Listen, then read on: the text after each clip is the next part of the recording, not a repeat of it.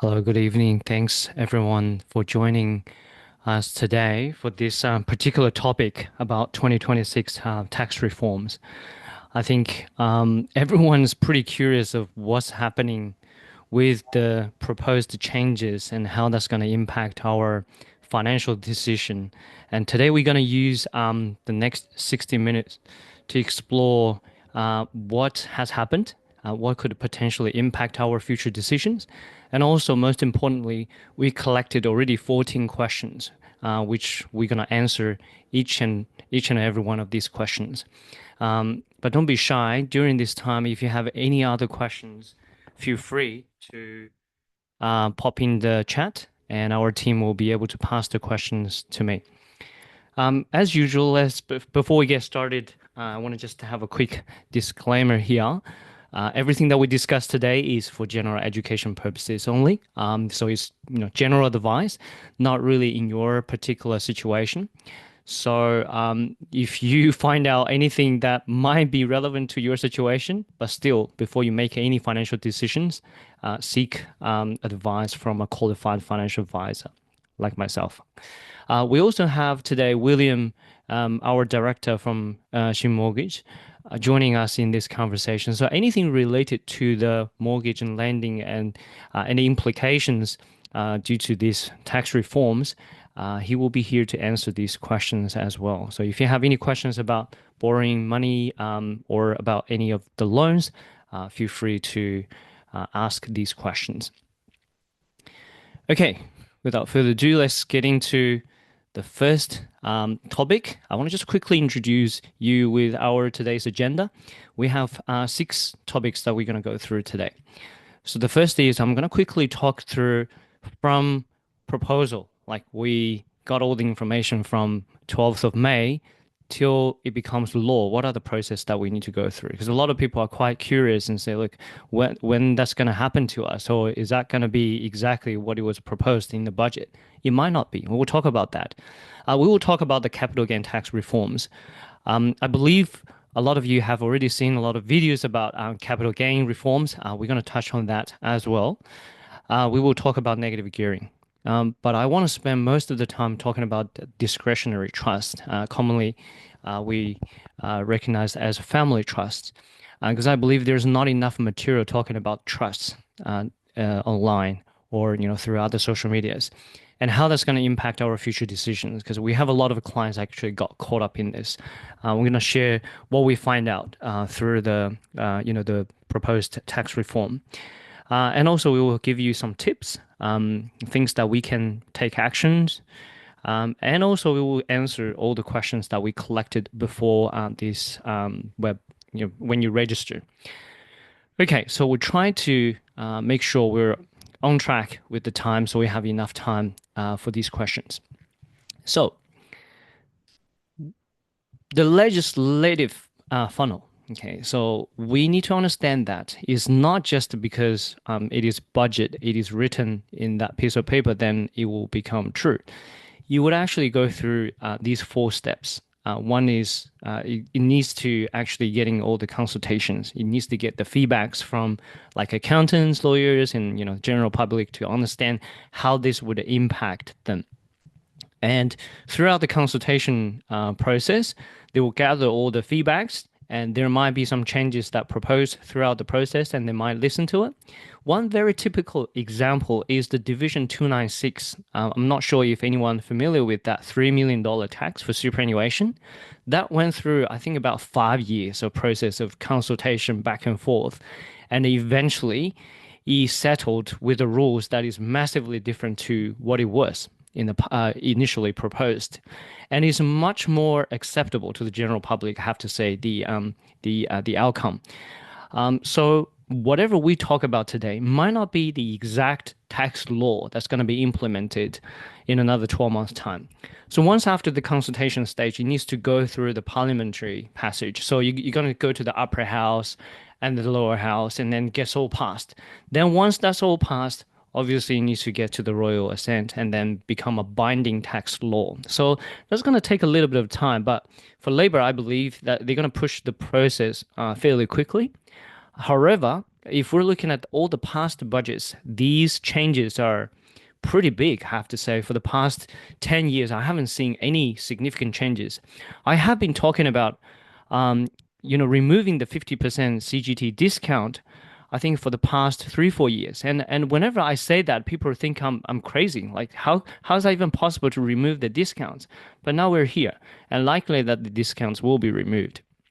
So the reality is, yes, it's very complex and it's still at the draft stage. A lot of things are not very clear.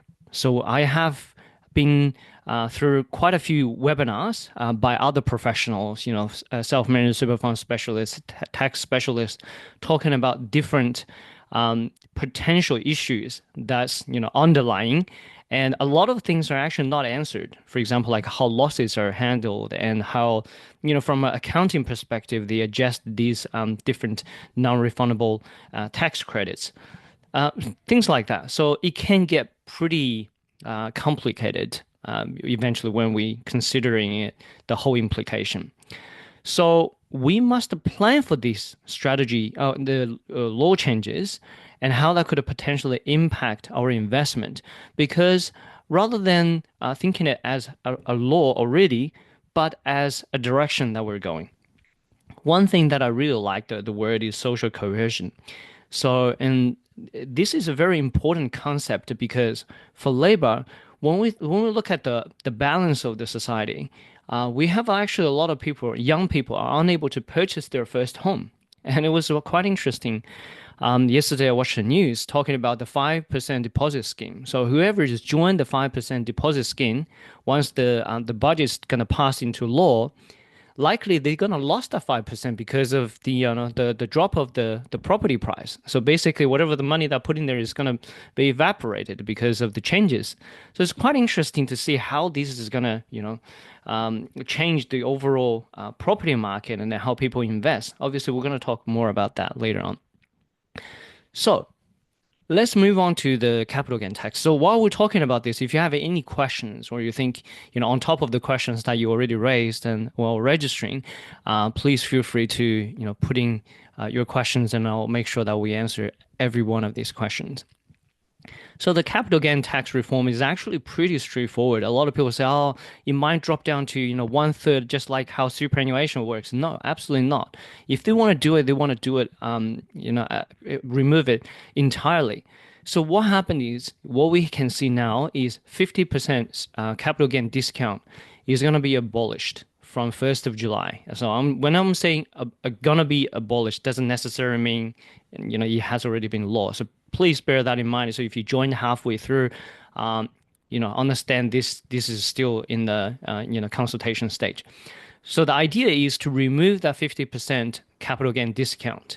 And if anyone understand a little bit about the capital gain tax and how it was initially introduced after 1985, and there's a transition period till 1999, then you would understand why they offered that 50% capital gain discount. Is purely to negate the inflation of the cost base. So that's why it was introduced. But however, at the time, the inflation and now the inflation are entirely different. And that is the reason why they wanted to reintroduce back to that kind of pre-1999 inflation-based calculation. So we'll talk a little bit more on that after this page. So 50% discounts removed, and that would only be applicable on the asset you're holding after 1st of July 2027. So what that means is before 1st of July 2027, if you're holding investment properties and shares, you're still going to be able to benefit that 50% discount. But if you continue to hold on to these assets, it's just after 1st of July 2027 that you will not be able to use that 50% discount unless it is a new build. Okay, so a couple of the key points that I'll read it through with you here is 50% discount is abolished and replaced by a CPI cost-based indexation for assets held over 12 months. Okay, a new minimum 30% tax applied to real net capital gains. So that was not there for the pre-1999 version. So this minimum 30% tax, I have seen a lot of cases online, they overlooked this 30% tax. So if you apply 30% tax in there, you will realize that it is actually way worse off, by removing that 50% discount and plus that 30% minimum tax. So what that means is, if you say, look, a lot of people in the past say, look, I'm gonna sell my investment properties when I retire. Because when I retire, I wouldn't have any salary income. And if I don't have any salary income, my marginal tax rate will be very low. It would start with $0. And then by then, if I sell it, I would pay less capital gain. So it wouldn't work now because with that, you would have a minimum 30% tax applied to it. And if you look at the tax rate where you get 30% tax, so you need to pay at least 40 plus, you need to receive at least 40K income to be able to get to that marginal tax rate level. So in that kind of situation, waiting till retirement to sell the property will no longer be an option to you. So people think, okay, if it is not an option, then we might just sell it now. So these are the changes that 30% minimum tax will potentially impact for people to actually bring forward, sort of like to speed up the process of selling their asset, especially for non-performing assets. And that is applicable to everything. So property, shares, ETFs, and cryptocurrencies. But as we understand that, our home is always exempt for capital gain. And the superannuation is entirely different environment. Obviously, small business have different concessions, and also age pensioners are different. So, because of the exemptions, there are rules that we can getting to apply. For example, if we have someone that is already getting to the age pension age, we might be able to sell it by then, and they will get a better discount rate for that 50% discount. So, a lot of things come into play, moving pieces to decide the best timing to sell these assets. Okay, let's move forward with this CGT split. That's what I said. From 1st of July 2027, we're going to apply this CPI indexation plus 30% minimum tax. So this is actually shouldn't be plus. It should be assessed based on whichever comes as the minimum that would whichever comes as the highest, then they would adopt the highest to pay. So if based on the indexation you're paying, let's say 25% by proportion, then they're gonna use the 30% minimum tax to tax you. Okay, so how this indexation works? If we look up online based on pre-1999 version, how this works, it's not that complicated to understand.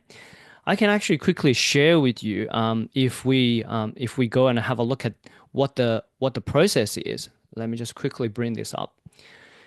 So we can use the indexed cost base. So you just need to simply search indexed cost base pre-1999. You will actually come down to this page. It's called the indexing the cost base, and it will tell you how exactly they're doing with the indexation. So they have actually a calculator to calculate this, and they have this rates table. So how this rates table works is they actually provide you with these different rates. You might be curious how these rates are calculated. You don't need to worry about that. The tax office will give you the rates by then. So what's happening is with these rates, say if we purchase the asset in 2015, and then we sold in 2025. So we just need to use this number 143.6 divided by 108. And whatever the result is times the cost base, that would be the indexed cost base for the calculation. So it's not that complicated to figure out what that is, for the indexed cost base. As a matter of fact, it's actually a much easier way, based on this rate. So we have seen a lot of calculations saying, look, if we have the inflation at this rate, or if we have the asset appreciation at this rate, then you would be equal to the 50%. So I would say it's pretty futile to do these kind of calculations, because first of all, you cannot control really what the return would be for a particular asset. Everything is subject to the market volatility. Second is, when the tax rate changes, we don't know what the inflation rate would be into the future. So whatever that we assume now, it would be entirely different when we actually sell it. There are a couple of things that is worth or understanding is the new buildings are actually excluded for the 50% discount. I guess from the labor's point of view is to encourage people to buy or build, buy new buildings or buy a land and buy an old building, knock it down to rebuild. So this, I think, would incentivize a lot of people to look into new properties. Okay, so that's a very interesting aspect. But however, based on, all the different design and planning rules, we still find it getting the new building approval pretty difficult. So they have to really work together to make sure that the new builds are up to the level where, people can actually easily purchase it and find it is profitable to do it. So hopefully a lot of other things would change along the way.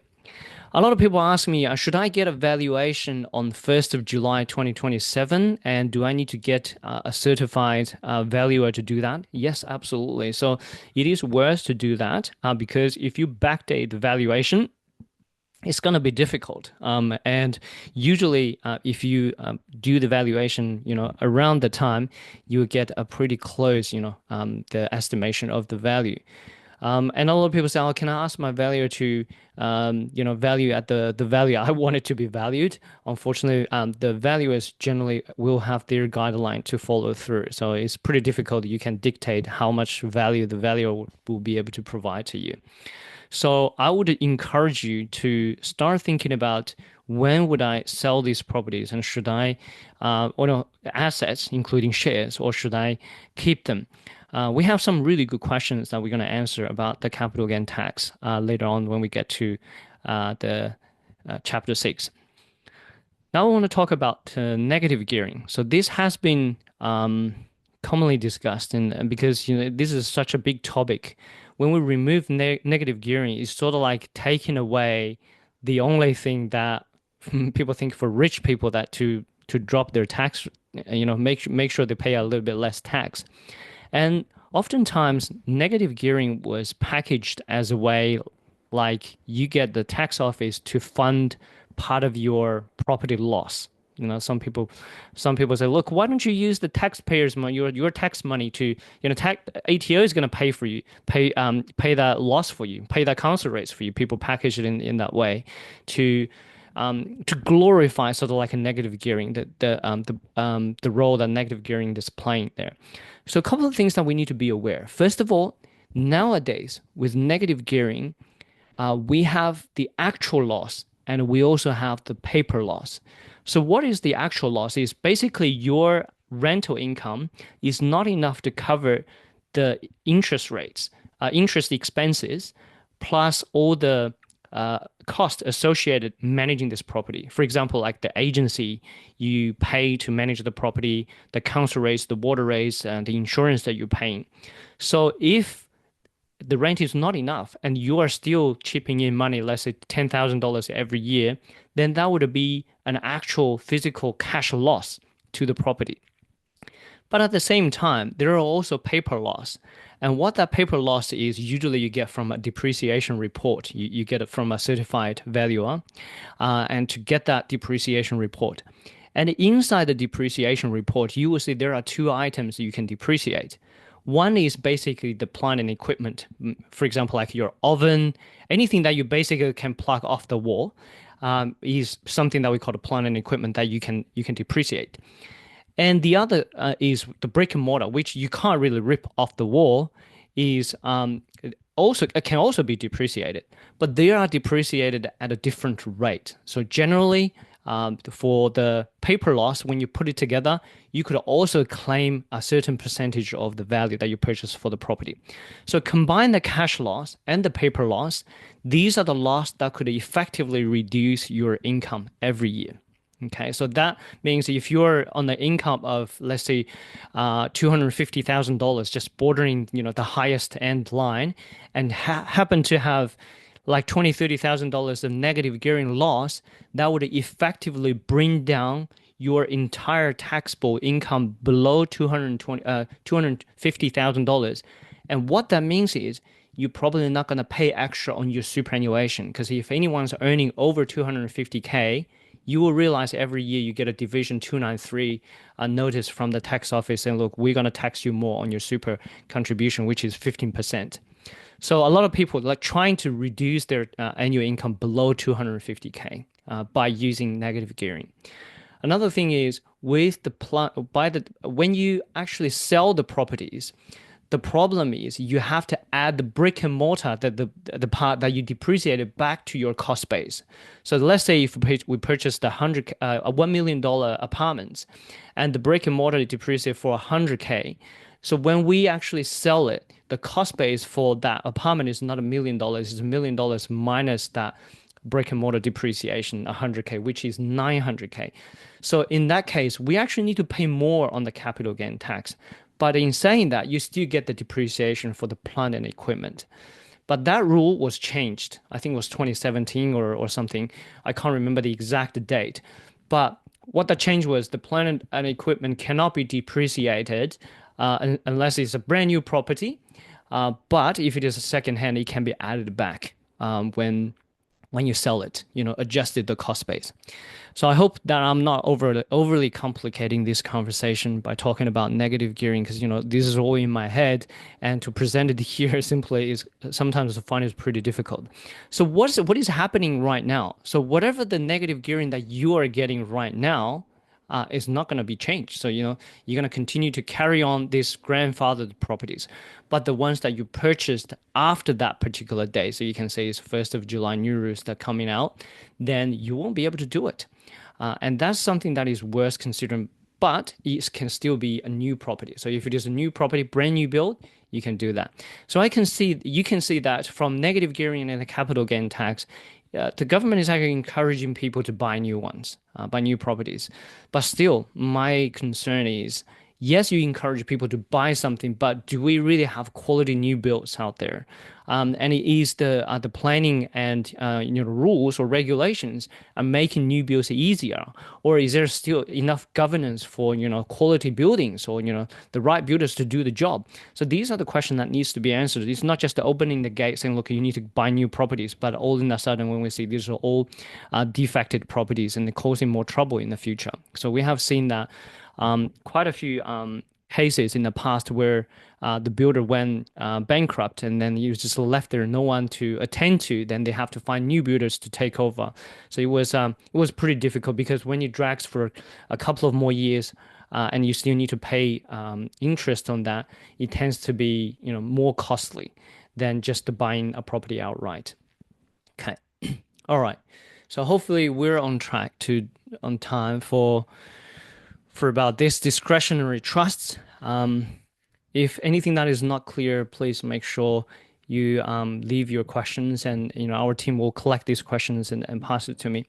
So the discretionary trust, usually we call it as family trust, is what often we use as a way of sort of like a futuring cycling through the tax to reduce the tax liabilities. We commonly know the bucket company, right? So a lot of people say, okay, we need to have a family trust, have a bucket company, and that's all set. That's pretty much the end game. The rule is to sort of like, I say is a loophole, but a lot of people are not agreeing to this and say, look, these are just tax rules that you can, take advantage of.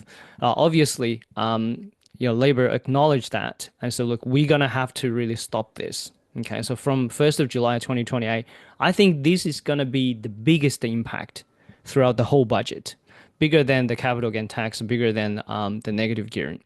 So from 1st of July 2027, discretionary trust must pay a minimum 30% tax on taxable income, and that is non-refundable tax credit. So these are all dazzling words. And when people are hearing these words and they start like the brain stopped working, and what does that mean exactly?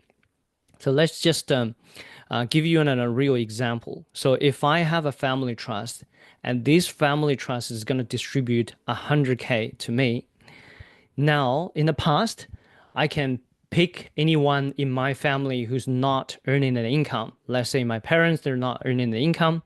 I can split that 100K between them, so each will get 50K, and then they will just pay that 50K for their personal tax income.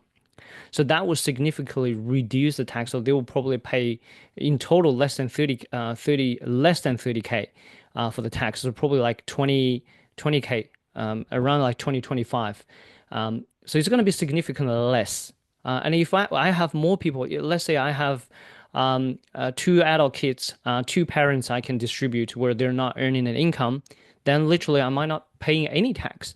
So that was the way that in the past to distribute to income earners who are actually the marginal tax rate is less than 30%.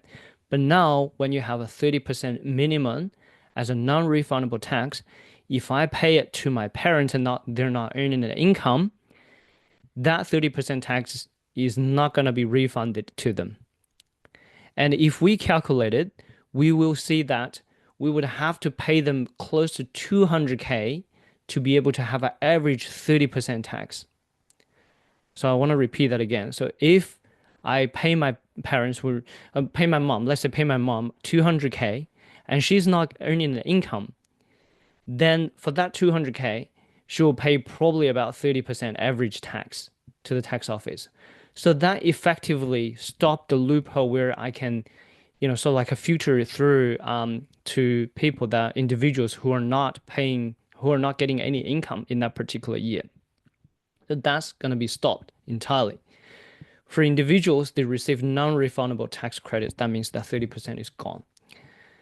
So in the future, if we're going to do this, we're going to generally split it to income earning individuals. For example, like me and my wife, we're already on the 30% marginal tax rate and we're getting the distribution, which, still 30%, then that just means we're not, and not pushing us to the next tax bracket.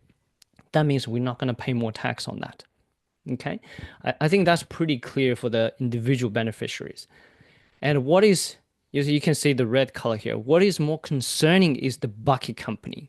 Say in the past, I have no one to distribute. I'll say, look, my kids are minors. I cannot pay them any money. So I have to really wait until they become 18 to be able to distribute any money. So in that case, I might just put the money in my bucket company and just pay a corporate tax.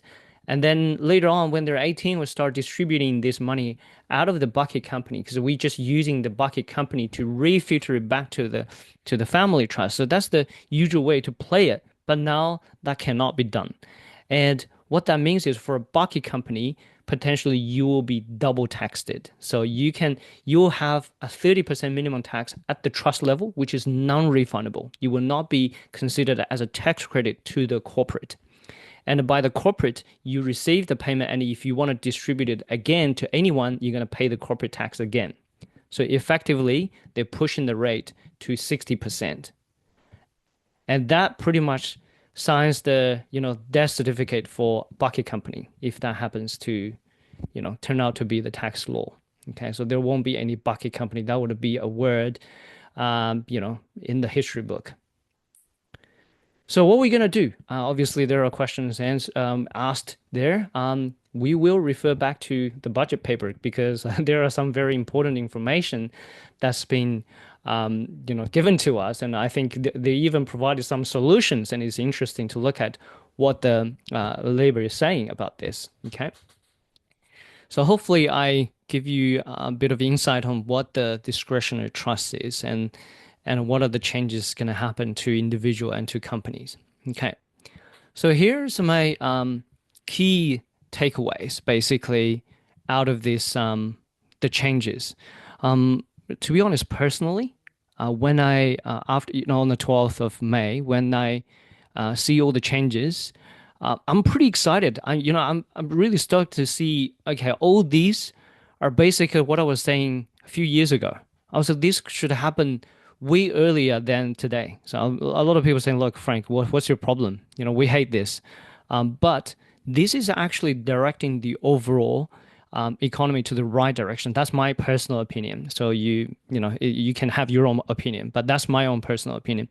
Because of the family trust structure, it is a loophole. I consider it as a loophole.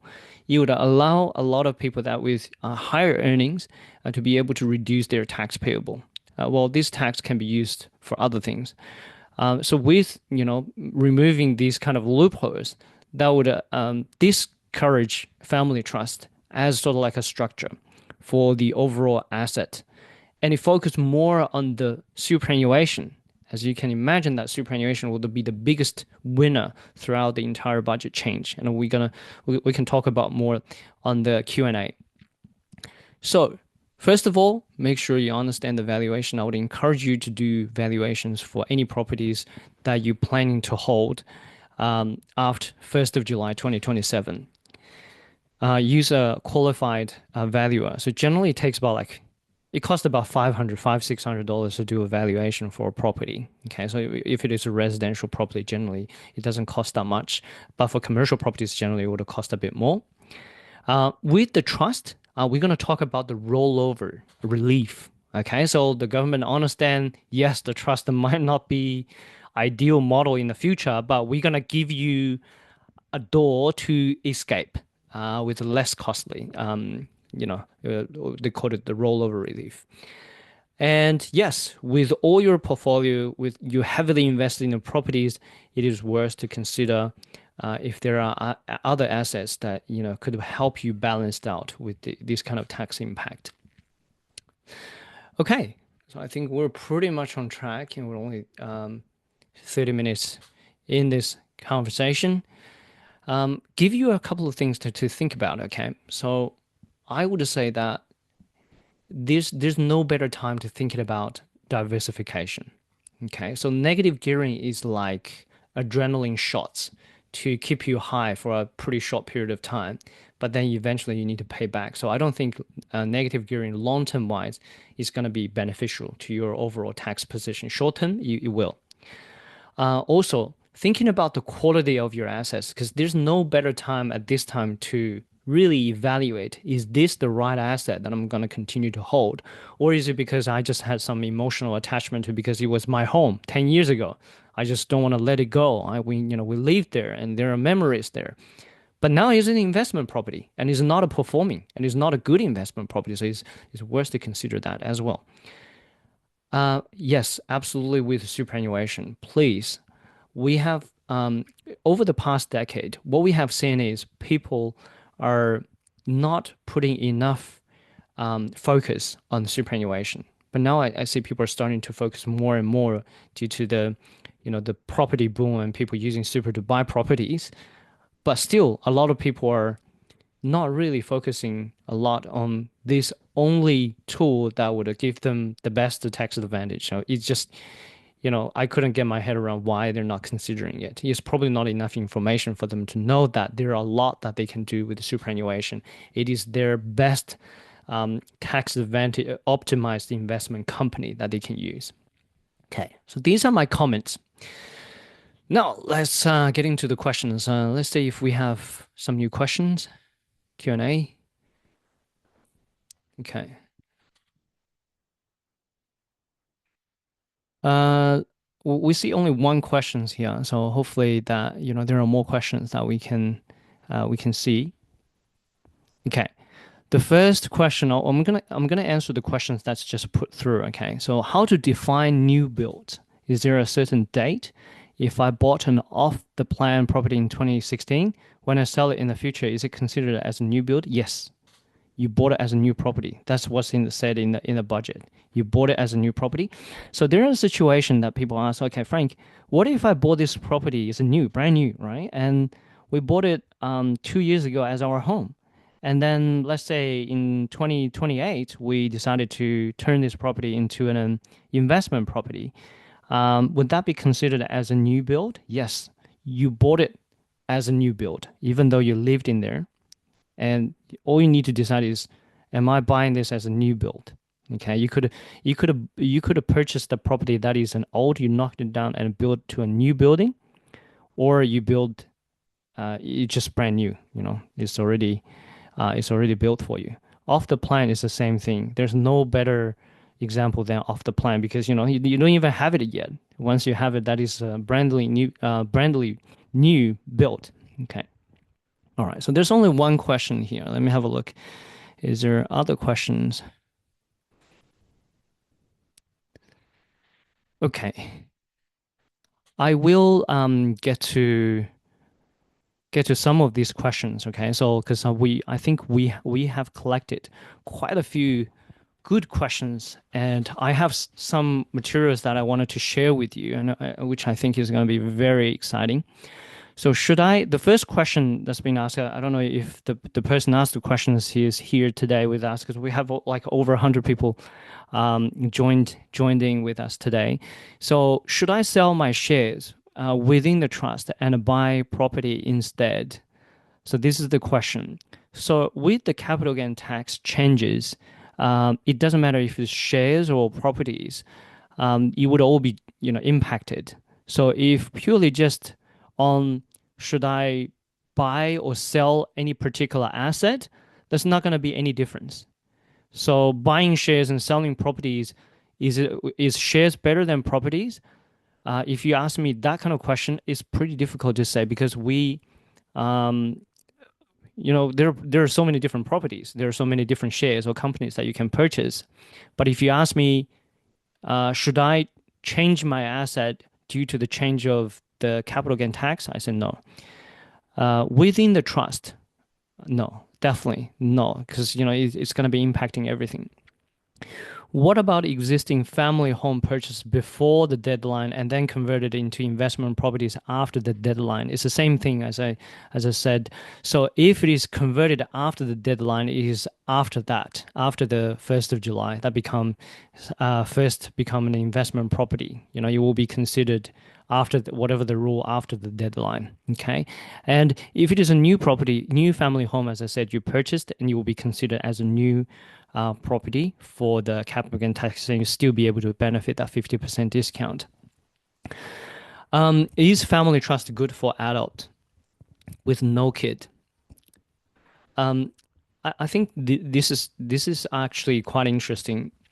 We're gonna group these kind of questions together with other family trust questions because I think they're all talking about the same thing.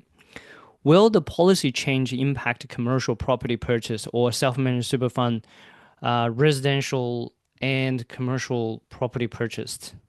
The policy change impact commercial. I'm not entirely sure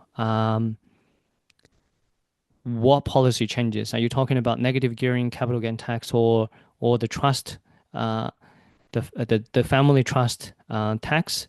Not entirely sure. But what we have seen is yes, self-managed super fund would become more popular because of the tax, right? Especially for people that are going to retire in the next 15 years. I think self-managed super fund, sort of like, people usually think about family trust before they think about self-managed super fund. But now people probably just going to skip family trust entirely and think about self-managed super fund directly. There won't be any change, differences on the commercial or residential property purchase in the self-managed super fund. The process are exactly the same. Which items are exempt for commercial property owners and what significant impact on commercial owners? I think there's quite a few questions asked about commercial properties. So with the tax changes, there's no difference to residential or commercial properties. They're all the same. So it doesn't matter if it's hold, if the commercial property is in family trust or we're talking about capital gain tax or negative gearing, they're all the same. So there shouldn't be any differences. So how does the budget change affect investors borrowing and borrowing under the structure? So I'll leave that question to William. So how this, because I understand the negative gearing is changing the lending capacity, right? So I might hand over the time to you so I can, take a sip of water. All right. So yes, so definitely there will be a huge change to the or impact to the borrowing power. This is a very hot topic the whole industry is talking and discuss with. So first of all, as everyone know, the negative gearing benefit will getting like a more borrowing power for the customer to purchase investment property. But that kind of a rule and benefit will be potentially changed. So what happened is, first of all, Macquarie Bank is one of the first lender major banks announced, they adopted new rule from the tax, plan. And from that, they are no longer applying the negative gearing benefit for calculating the borrowing power if they purchase establish property after, that budget night, so that's a huge impact. Roughly around, 20% borrowing power, cut. So let's say if they originally have 1 million borrowing power in the past, now the borrowing power reduced to 800,000. So that's a huge impact. And also after that, major four banks, they internally talking about and each other, and there has a lot of rumor and internal discussion happening. Like Westpac, they have made an announcement, they're going to adopt the change as well. But so far, the servicing calculator, everything's not really come up with. So let's say, we're still pending, for example, if you do have a deal now, it might, pass the assessment and get a formal approval without having this kind of negative gearing change impact. But they have highlighted any pipeline application, even you got a pre-approval before, when they pick up for turning into a formal approval, and if the policy got announced, you might need to be getting impact. So this is like a lot of uncertainty in, especially for the pipeline deal, purchasing, investment property, and they might got no negative gearing benefit and the lower their borrowing power. So that's why I encourage every team member starting to communicate with the pipeline, pre-approval clients, make sure the impact potentially hit to them, and is there any kind of alternative solution or backup plan, involved. So that's the answer regarding the borrowing power change, impact from the budget plan. That's really good. Give me a bit of a time to take a break. Probably you can see I was talking for the past 35 minutes. So I see one of our audience is asking, are we able to speak in Chinese? Yes, we based on the feedbacks of today's session. So if you could provide us some feedbacks in the chat room, we might host another session that's just purely in Chinese because I think because this some of this is best explained. I find it's pretty hard to translate. This is best discussed in English. But we'll do our best. If there's a demand, we'll run it in another session, maybe next week. Okay, so we have some other questions here, which I think is going to be pretty interesting. One is asking, how will the new tax impact my plan to purchase property? Okay, so I'm gonna read these questions in groups because I think they're pretty much asking the same question. Okay, and then the other question is, do you think it would be a better market to buy for first home buyers in the coming 1.5, 2 years, and how is it looking? So you're basically asking me how this is going to impact the property. So I think I expressed my own personal opinion in numerous occasions in the past 12 months. The property market will cool down because there are a few different signs that is coming in. One is obviously with negative gearing being removed, William just said, the borrowing capacity will be impacted. Plus, if there's going to be interest rate rises, it's going to further squeeze, someone's ability to purchase an investment property. As I said in the very beginning of this session, I watched the news. It's very interesting that with the 5% deposit scheme, someone bought into it, and the property valuation came back, and they just lost that 5%. Think about this becoming a trend. So in another 6 months or 12 months time, whoever is coming to the market and thinking, geez, if I buy this today and in another 2 months time, I might have lost 5%. What do you think? Do you think that person would buy the property? Probably not. It'll probably wait. And what we're gonna see is, so usually the property prices or the market will become, back and forth with, the seller and the buyer. The seller wanted to sell at a certain price and the buyer wanted to pay for a certain price. They just can't reach an agreement. And eventually, when they reach an agreement, we'll see that how further it would go down. And if it becomes a trend, it would be going to be very, very difficult to revert the trend until that it gets to a level where the credits have become pretty cheap. When I say pretty become very cheap, is the interest rate is going to get very low, and the rents is going like crazy, and people think, okay, the property is cheap, we might just buy it. Doesn't matter what the value is, we can just live in there and we can afford to pay for the mortgage. So it would become much more of a sensible choice for someone wanting to buy a home. It would be less become an investment decision. So anyone that from mainland China would know how the property market is going in there.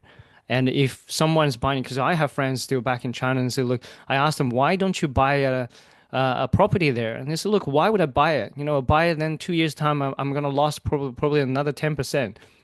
So that's the mentality. And if that comes into Australia and it becomes that kind of mentality, then it's going to be pretty difficult to come back.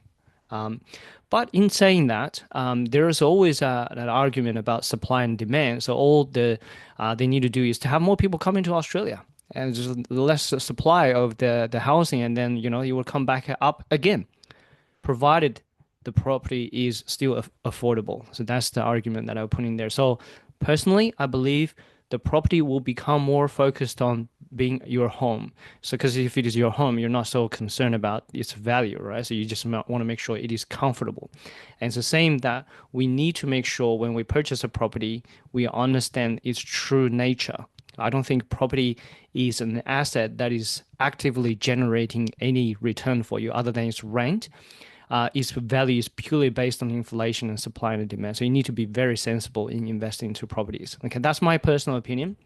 Uh, Take that as a grain of salt, not really something that you should believe in. Use your own evidence to judge my argument. Okay. Um, so another question asked is, I have two investment properties. They're grandfathered for both capital gain tax and negative gearing. No, the capital gain tax grandfathered, not particularly right. Negative gearing is right. So grandfathered for negative gearing is really just from 1st of July 2027, you know, till like all the time you purchase till 1st of July 2027, you have 50%. So if you say that's grandfather, yes.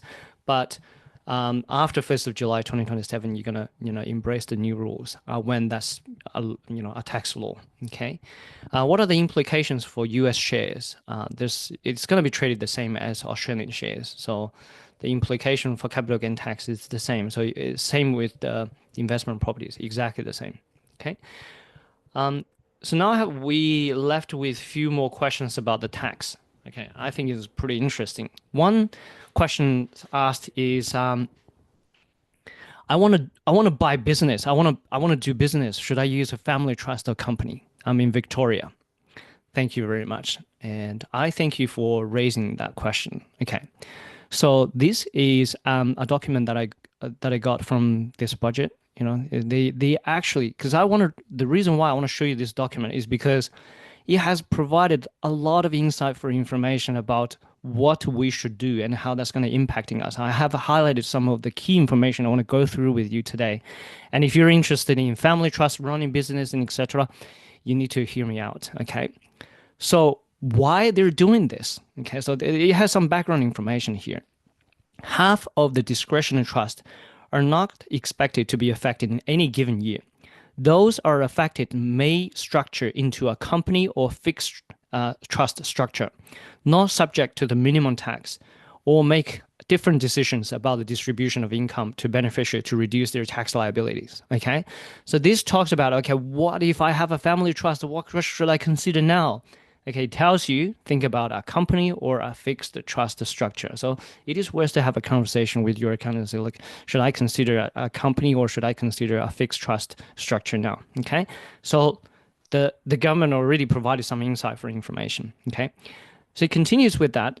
More than 95% of individual tax filers will not be affected by those changes in any given year.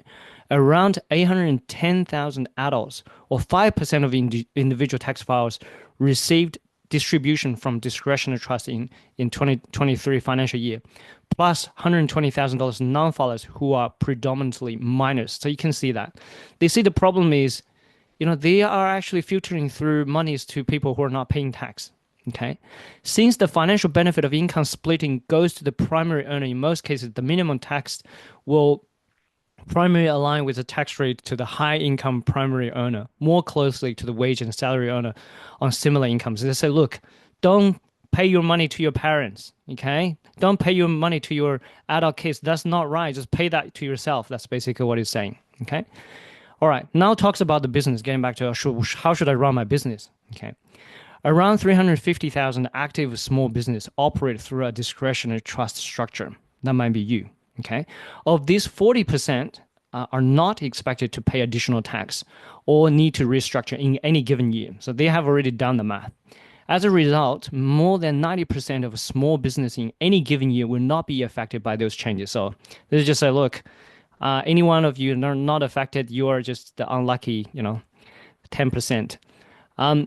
So what it continues to say is small business sometimes use trust structures for tax reasons, despite the drawbacks for trust for running a business. For example, trusts do not provide a simple way to retain earnings and have more difficult accessing debt financing or attracting equity finance. So this answers your question. Should I use a trust to do my business or company? 100% use a company because you're going to lose all these benefit, retain your earnings or do debt financing or do, all these attracting equity finance. So a company would allow you to do a whole lot more. William will probably give you more insight because he's working with all the, borrowing and lending in a small business. So small business will be able to reduce the impact of the minimum tax by employing beneficiaries working in the business. They tell you don't pay your parents, employ them, okay? Pay them a salary. That's the right way to do it. So basically, that's what this paper is talking about, okay? Okay, here's the exciting part because I don't think that a lot of people are talking about this. Is the rollover relief. The reason why I want to read it through is this is so hard to read, but probably with my, translation, it would be easier to understand. So alternatively, small business would choose to restructure their operations, for example, into a company or a fixed trust. Again, they already provide you with the solution. What if I have a family trust now? What should I consider? Yes, company or a fixed trust. There are only A, B options. There's no C. Okay, basically that's what it's saying. Rollover relief will facilitate restructuring by ensuring there's no income tax consequences, including capital gains. For those who wish to move out the discretionary trust, this is very, very important. So they have 3-year rollover relief. What that means is if you have a property inside your family trust, if you want to say, look, this is no longer a good structure for me, I can move it into a fixed trust or a company without paying capital gain tax. It will be considered still as continuing holding this because the underlying beneficiaries are exactly the same, but there's a catch. Okay, you need to pay stamp duty if it is a big value for it. Shares is going to be a whole lot easier because then not stamp duty attracted to it. Small business choose to restructure into a company will benefit from access to dividend imputation and a lower 25% corporate tax rate, where their aggregated annual turnover is less than 50 million, and no more than 80% of their accessible income is passive income. It tells you, it basically gives you the way out in this budget paper. I think it's pretty sweet that they're not just saying, look, we're going to do this, but they're also providing you some solutions when you got caught up in this. And they say, well, this is the right way to do it. So companies also provide simpler ways to retain earnings access, basically what we just said. Restructuring into a fixed trust will also allow business to retain their profit benefit of a trust structure while providing benefits with more certain entities. So with a trust structure, is usually considered as a unit trust. So instead of a family trust where everyone can get, either 0 or 100%, a fixed unit trust is basically like a company with set number of shares, and we know who are the shareholders. And with all the units, you can assign it to husband and wife, each getting maybe 10 units. Their investment company getting the rest of the units, or maybe give the parents another 10 units. So they can do that. But the ultimate goal is they need to be able to identify who are the beneficiaries and what percentage they're getting. And also, they have a fixed percentage that they're getting. Okay. So I think this is a pretty insightful. Just a couple of other, add on to the family trust, because, what when we say the death of bucket company, because I don't think anyone actually put on these terms, the death of a bucket company. I wanted since we're on this page, I wanted to go through a couple of lines with you. So trust can distribute to corporate beneficiaries that have access to corporate tax rates. That's exactly what we're doing, right? Franking credits, and which can be used to defer tax for underlying shareholders who are often also trust beneficiaries. So they already know what we're doing, because it's the same game they've been playing for years and years, and they know this is a loophole. Under the minimum tax, the corporate beneficiary will be assessed based on the trust income to which they are entitled without being able to claim tax credit for tax payable by the trustee. What does that mean? So at the trust level, everything that you distribute before you distribute, they're gonna basically cut 30%. So look, you can only distribute the rest of the 70%. And if you have the rest 70% distributed to a company, the company cannot claim that 30%. Say, oh, you already paid 30%, but my company tax rate is 30%. I don't need to pay that 30% again. Wrong. You can't claim that tax credit. You're going to have to pay your tax again. So around 94% of companies do not receive a distribution from discretionary trust, 22, 23. Australian Tax Office data indicate that 80,000 companies received distributions. 83% do not have evidence of business activity. See, they have all the data of these bucket companies. They even identify how many bucket companies are there. Okay, so suggests that they're operating primarily for tax purposes. They're just telling you this is a loophole. Okay, there's just no better way to put it. The introduction of the minimum tax will reduce the incentive for trustee to distribute to corporate beneficiaries set up just to receive the trust distribution from discretionary trust. This will discourage the use of structure that add the complexity to the tax system and compliance cost to taxpayers. Okay, so it's very interesting of these texts. While I'm reading it, I feel like, it's just telling you the story and they just tell it in the words that normally people wouldn't understand, very complicated words or fancy words. But hopefully with my translation that you understand what they're trying to communicate with you. Okay. So I think this answers the question, if we want to run business, should I use a family trust or a company? 100% a company. Okay. So let's have a look at the chats. What are the questions that's being asked? I'm just going to go through each and every one of these chats. If the valuation has been done on the 1st of July 2027, would it be better to be valued higher? As I said, it depends on what the valuer is doing. So I don't think you would have control of what the valuer can do for you. If you do, then I would have put a question mark on that. So CGT made up of 30th of June 2027 does not have minimum 30% tax rate, right?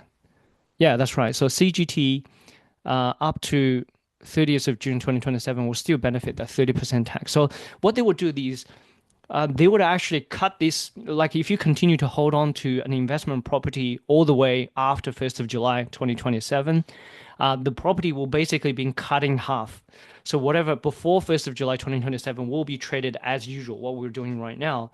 And the rest will start from, your valuation point, whatever the value is, then based on the indexation method till the time that you sell it. Uh, Still waiting. Yeah, that's what I have said on the. You probably joined halfway through. The budget is not 100% confirmed. Okay, so I just want to go back to the very first page. For anyone that joined halfway through, the first chapter we talked about is really this is in the consultation stage. Everything can be different, and he needs to go to the upper lower house, and then he needs to go through royal assent. I think Labour are going to push this through, speed up the process. But the question is, yeah. So when that's going to happen, it's going to happen pretty quick, but the outcome might be different. Can we still wait till retirement? I'm not entirely sure what that means till retirement. How about new rebuild homes? So if you knock down and rebuild, you still consider as a new home. Okay. Um, get the slides. If you want the slides, you can contact us. Transcripts. Um, I'm not entirely sure. I think this is recorded. So if you wanted to have another go through the recordings, we're happy to share that with you as well. There's Um, one thing, okay. Frank. There's one more question. There's one more question you answered before. I probably Yeah. have opinion. So there's one question asked, if they have purchased the owner-occupied home before the budget night, and later on, after the whatever day, they convert that into an investment property, will that be treated as a new rule or the older rule? From my understanding, it will be still treated as the older rule because that property is held or acquired before the budget night. So that's just one argument. I have different opinion. Okay, we can review that question again. So what you're saying is, if the property was purchased before the budget night. Yeah, so basically the owner-occupied home is purchased before, budget night, or maybe 2 years ago or whatever, Yeah. 3 years ago, right? And a year later, they convert that into investment property. According to the new, taxation rule, from Yeah. my understanding is because the property is held before the budget night, so that's why we treated the old rule, the grandfather for negative gearing. So, Oh yeah, negative gearing, because I thought you were talking about capital gain tax. oh no, no, negative gearing. Yeah, so yeah, absolutely right. Yeah, I think the confusion here is it negative gearing or yes, absolutely. Yeah, so if it is negative, because it is based on when you acquire the property, not Yeah. the time that you turn into an investment property. Yeah, you're absolutely right. So just to clarify that, for negative gearing, yes, it is grandfather, but for capital gain tax, it's not. Okay, so what should I do if the properties are in the trust? Okay, so this is something that I want to share. The trust is restructuring window to move or not to move. Okay, this is to answer your question. So we have an investment property in the family trust. Should we do that? So as I said, there is a 3-year rollover relief, and that is between 1st of July 2027 till 30th of June 2030. So what is the best to do it? So this is actually all from the budget paper. Okay, so if you're interested, you can have a look. I'm just putting in a better way to present it. So defeat the double taxation trap. So obviously, if you put it into the bucket company, it might double tax you. So secure the fixed trust exemption. So if you have the fixed trust, you can get it exempt. And also, if you put it into a company, it would be easier to do the debt financing. Or also refinancing. It's going to be a whole lot easier in terms of the borrowing than comparing to the family trust. But the problem with that is there's a stamp duty. Okay.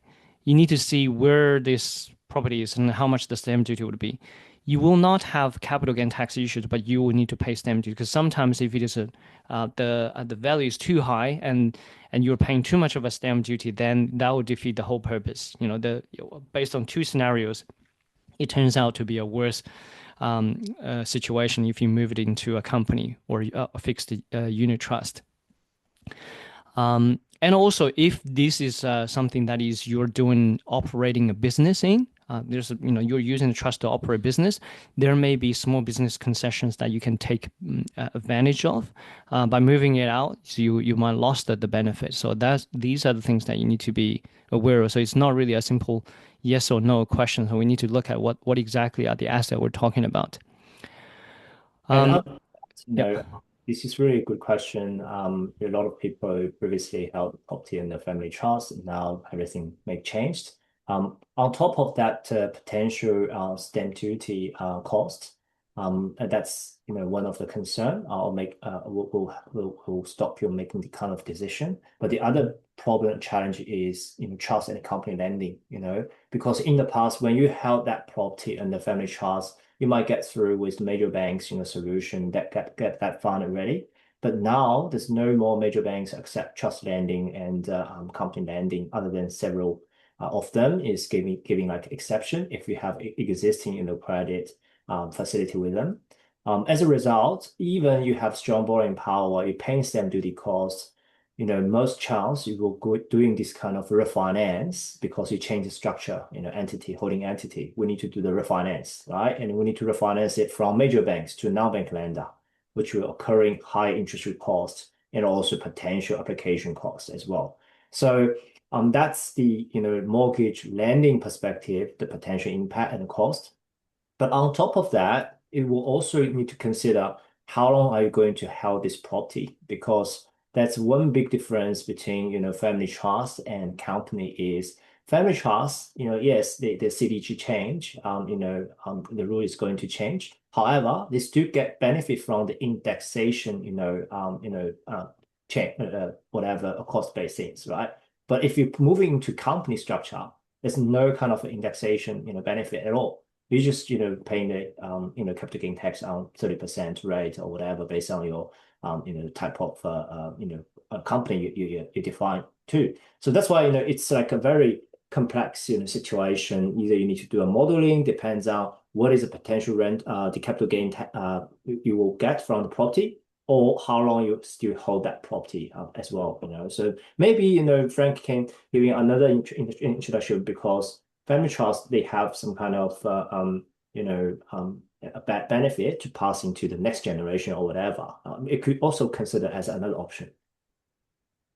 Yeah, that's right. So at this stage, we're all talking about, the proposals, and throughout the consultation, there definitely going to be more questions raised. And one of the questions we got here is, what if you operate a business through a company and the shareholder is a discretionary trust? I assume it's a family trust. Does this have any rollover relief? So as long as this is a family trust, you will have the rollover relief. But usually, if the business is, the discretionary trust is owning the business shares, the question is, where are we going to roll this to? Are we going to roll these shares of that business to another family, to another company, or we're going to roll it to a fixed unit trust? So whenever we're talking about rollover relief, it's generally from family trust to another company or to a unit trust. So we need to understand the purpose of doing, why we're doing it. So generally, for this chart, what it talks about is if a business is operated through a family trust instead of a company, then it is worth considering using the rollover relief to have a company as owning all this asset instead of a trust owning all this asset. Well, commonly we need to ask, now we have a company owning all this asset. Who are the shareholders? And likely the shareholders will become your family trust. So based on your question, likely this is already the best case scenario, that best structure that we can have in the future when the rollover relief happens. Because when we roll over to a company, we need to think about who are the shareholders of this, who's going to own these shares for this company. So this is a really good question for rollover relief. We need to understand why, the underlying reason of this. Okay. Let me have a look and see if there's any more questions. I think Q&A, there's quite a few. Um, Regarding so to that a question, with a trading business as a company structure and shareholders discretion and trust, I saw yeah, the social media, post from like Instagram. It's a yeah, post done by a financial planner, and their advice is, you might need to create as a holding, company in between, that trading business and the family trust, so that yeah. it's a good, maybe a potentially alternative solution once everything settled down, and you can speak to your accountant and seeking for further personal advice. That's right. That usually works well when people are having multiple businesses and you wanted to do some consolidation, or you wanted to separate your legal responsibilities, or you wanted to have distributions filter through to a particular company that you just want to use that company for investment purposes, not linked to any operations. So everyone's situation is different. There are definitely reasons you use another company as a shareholder. So that's all case by case. We can definitely talk about that later on. So we do actually have quite a few other questions here. Hopefully that I will be able to go through all of these. I know we're a bit over our 60 minutes time limit. So I'm just going to quickly read it through. Based on your suggested action plan, unfortunately, I didn't suggest any action plan, so anything is just general information only. It is better to carry out the property valuation as of, yes, that's what I suggested, unfortunately. Does it apply to all units and land and houses, please? Yes, yes. So any investment assets, please do that. You will thank yourself. Okay, so that's done. How do you consider the changes for ETFs and shares with the CGT changes? I don't really like it. I think if they keep the 50% discount, that would encourage actually people more to invest into ETFs and shares. So, but in saying that, it also tells you the right place to invest ETFs and shares are your superannuation. Okay. I'm not suggesting anything, but just my own personal opinion. Is family trust still a good choice if total earning is high and the benefit distributed to each beneficiary is more than 135, 37% tax bracket a year? Yes, family trust is still a good way to distribute because using a family trust, you can easily manipulate who's getting how much. But if the rules have been approved, that just means, that becomes law. That just means there are less rooms for you to play around, and there's more drawbacks than the actual benefits that you're getting. But is it still good? Yes, it is still good. You quarantine sort of like assets. It helps you to keep assets clean, protecting this asset. You still have a lot of whole other benefits other than tax saving. Okay, so that's my opinion. Um, any changes to the testamentary trust? No. So any disability trust, self-managed super fund, testamentary trust, no changes. So it's only to the discretionary trust. So that's a very good point. No change to the testamentary trust. Any idea on what documentation will be required for shareholdings valuation, closing price of the day?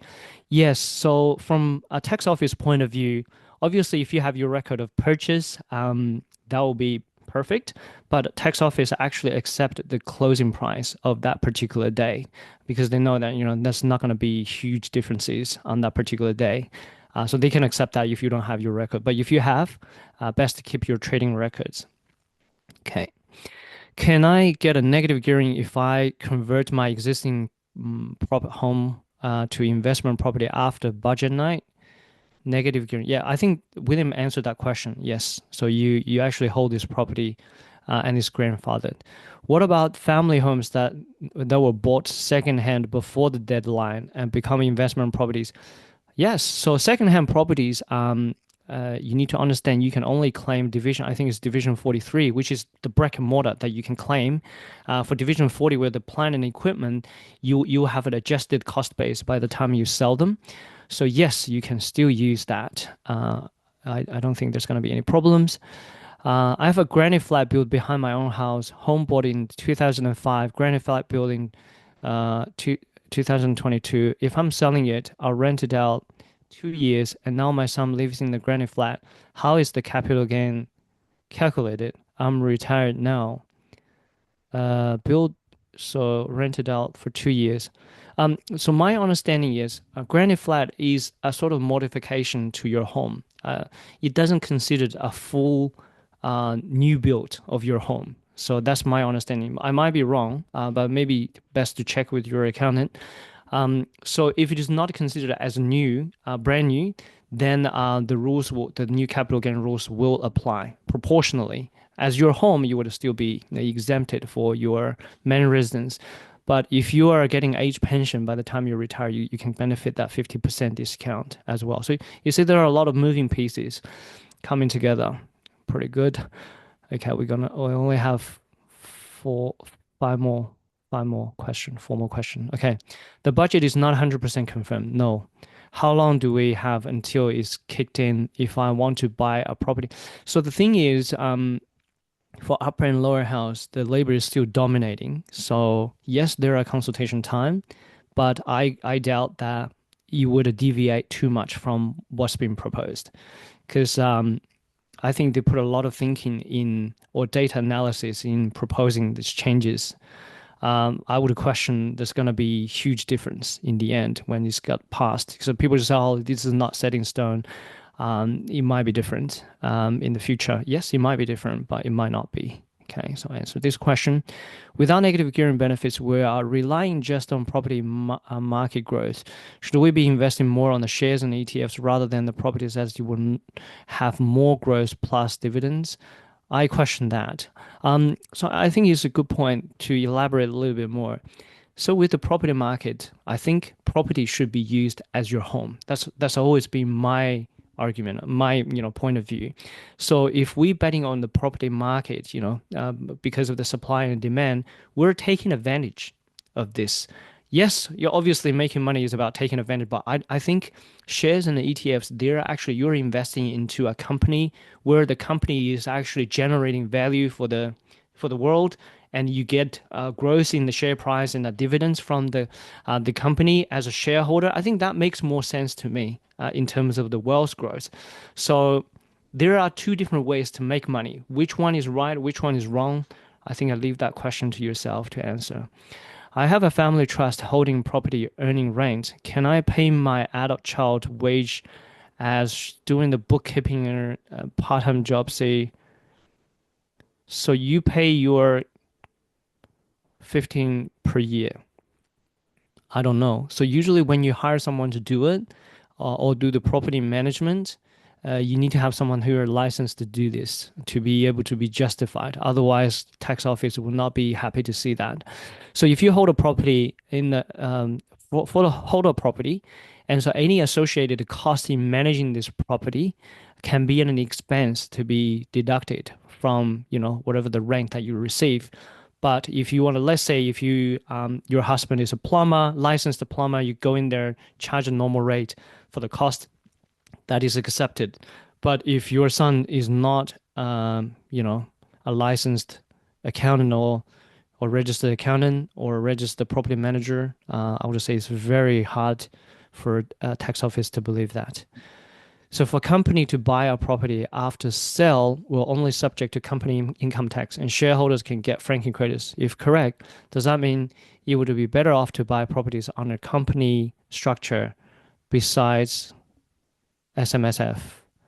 So likely what we have, with the changes, likely that there are going to be more and more properties purchased in company's name for sure, because you would allow you to retain the earnings in the company rather than just, pay it out as a dividend. You can pay it out anytime you want. But then that comes down to the question is, who are the shareholders? Is the shareholders going to be 50-50 to between husband and wife, or is it going to be like kids going to be involved in there? These are hard questions to answer. For self-managed super fund, because it's all the same tax rate. If we're not retiring, it's 15% tax, and if it is a capital gain, you get one third discount is 10%. Then, irrespective of who's in there or what percentage, you get the same tax rate. So less hassle, mind game to play. I think I asked all the questions. I hope, hopefully that you're happy with my answer. I did my best to do this. I think there's one more question. As an issue with this is that the company is taxed at 25%, but pass through the tax is 30% tax minimum. Yeah, exactly right. The shareholder is a discretionary trust. If you pass it to, so when you have a discretionary trust owning a company shares, and you decided to say, look, we wanted to fix it to see who can actually get the distribution, then yeah, by all means you can do that. So you might be able to get that 5% difference. But the thing is, you lost the flexibility of who you're going to pay. I don't think because we have discussed this kind of structure with various different accountants and say, look, do you have a better way to do this? Nobody has a better way to do this right now. So I guess what we need to do is we need to wait till that becomes a tax law. And then I think with the human intelligence and even with AI now, we're gonna figure out a better way or the less worse off way to do it. So I guess that's there's I don't know if there's a better way to put it. That's what I'm thinking. Yes, so whatever we do, there's going to be various of issues and other pros and cons that we need to wait. Okay, I think we have we answered all the questions? Yes, perfect. So just to wrap up, I understand we have been over about 20 minutes.